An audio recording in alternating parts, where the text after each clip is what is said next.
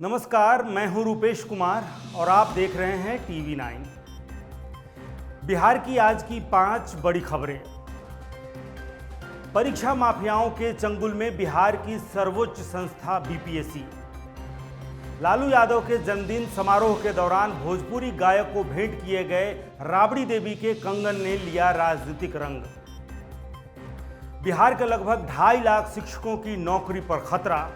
Supreme court का निर्देश, सक्षमता परीक्षा के साथ टीईटी भी पास करना आवश्यक। पटना में पुलिस अपराधी मुठभेड़, थाना प्रभारी समेत 2 को लगी गोली। जवाबी कार्रवाई में मारा गया कुख्यात हैदर। और भीषण गर्मी से परेशान बिहार के लोगों को राहत, बिहार में मानसून की एंट्री। और अब खबरें विस्तार से। तू डाल डाल तो मैं पात पात। किन किन परीक्षाओं के लिए आप सेना की मदद लेंगे? किन परीक्षाओं के प्रश्न पत्रों को आप वायुसेना के विमान से लाएंगे? यहां तो हर साख पर उल्लू बैठा है, हर परीक्षा पर माफियाओं की गिद्ध नजर है। बिहार में नियुक्ति और परीक्षा आयोजित करने की सर्वोच्च संस्था है बीपीएससी। अब देखिए, बिहार की ये सर्वोच्च प्रतिष्ठित संस्था बीपीएससी कैसे परीक्षा माफियाओं के चंगुल में है। बीपीएससी की परीक्षाओं में धांधली के बड़े बड़े कारनामों का भांडाफोड़ इसके पहले हो चुका है, लेकिन बीपीएससी की एक परीक्षा में आश्चर्यजनक और हैरान कर देने वाले नए कारनामे का खुलासा हुआ है। इसी वर्ष अप्रैल में बीपीएससी ने सहायक शिक्षा विकास पदाधिकारी यानी एईडीओ की परीक्षा आयोजित की थी। इस परीक्षा में हैरान कर देने वाला धांधली का तरीका इस्तेमाल किया गया। परीक्षा माफियाओं ने इस परीक्षा का पेपर लीक करने की जगह बायोमेट्रिक सिस्टम में घुसकर सेंध लगाकर कुछ परीक्षा केंद्रों पर लगाया गया जैमर ही लीक करा दिया।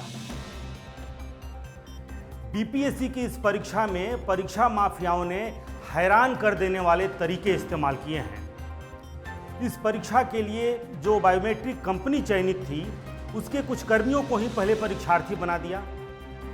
फिर बायोमेट्रिक कंपनी के इन कर्मियों को, जो कि परीक्षार्थी भी थे, उन्हें अंतिम समय में रेंडमाइजेशन नियमों को ताक पर रखकर परीक्षा केंद्रों पर ड्यूटी लगा दी।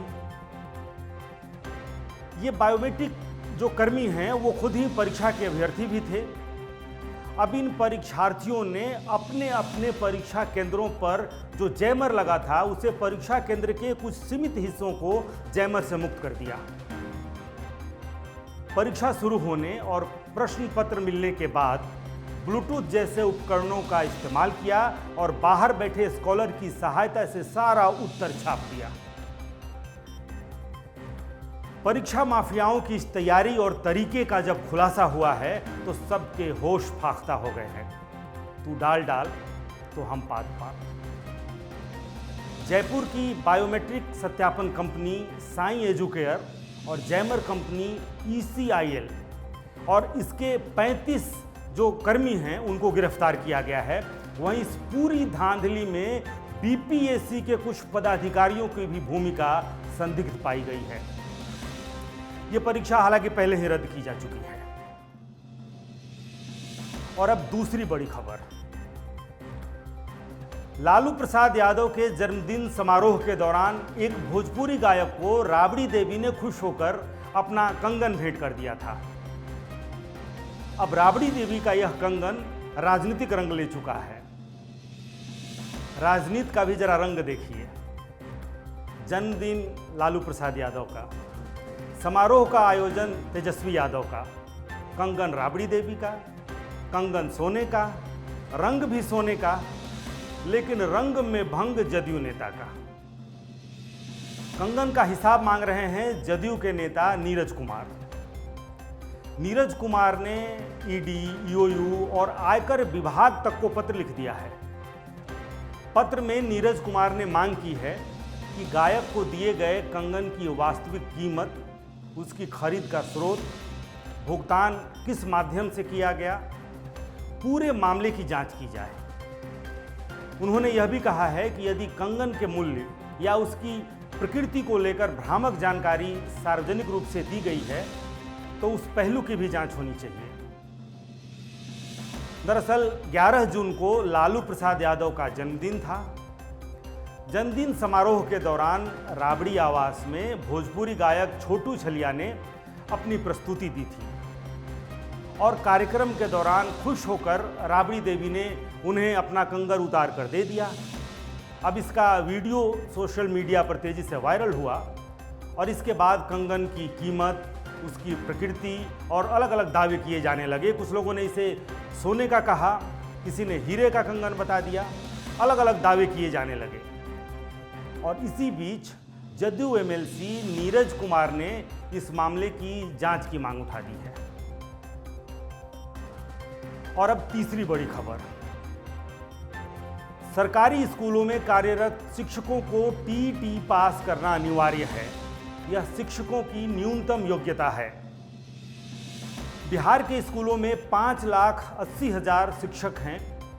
इनमें से 2,60,000 शिक्षकों की नौकरी अब खतरे में है।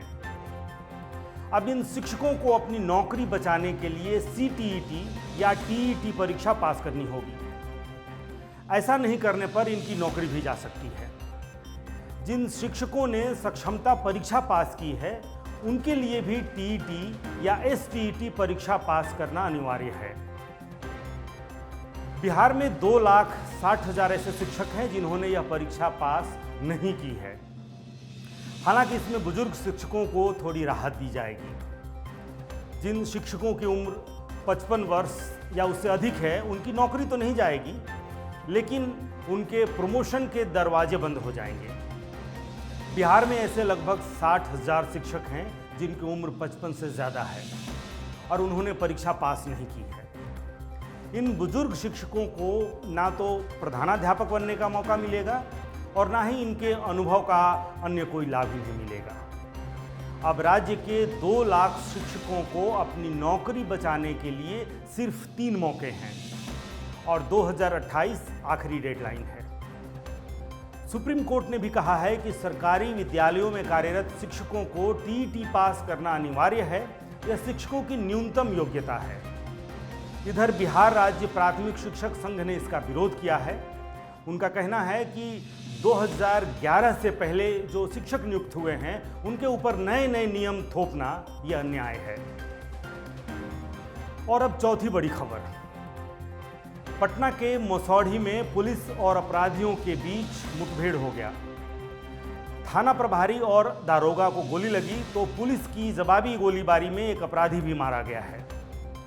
बिहार की राजधानी पटना से सटे मसौढ़ी थाना क्षेत्र में अपराधियों ने पुलिस टीम पर हमला कर दिया।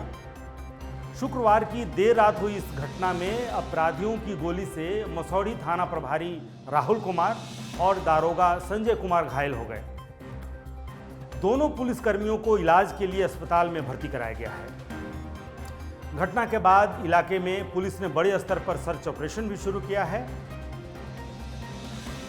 दरअसल मसौढ़ी थाना पुलिस को ये सूचना मिली थी कि मनीचक मोहल्ले में कुछ अपराधी एक युवक का अपहरण कर उसके साथ मारपीट कर रहे हैं और उनके पास हथियार भी हैं।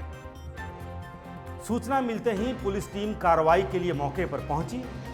पुलिस टीम जैसे ही मनीचक तालाब घाट के पास पहुंची, अपराधियों ने पुलिस को देखते ही अचानक उनके ऊपर फायरिंग शुरू कर दी और इस हमले में मसौढ़ी थाना प्रभारी राहुल कुमार के पैर में गोली लगी, जबकि दारोगा संजय कुमार के हाथ में गोली लगी।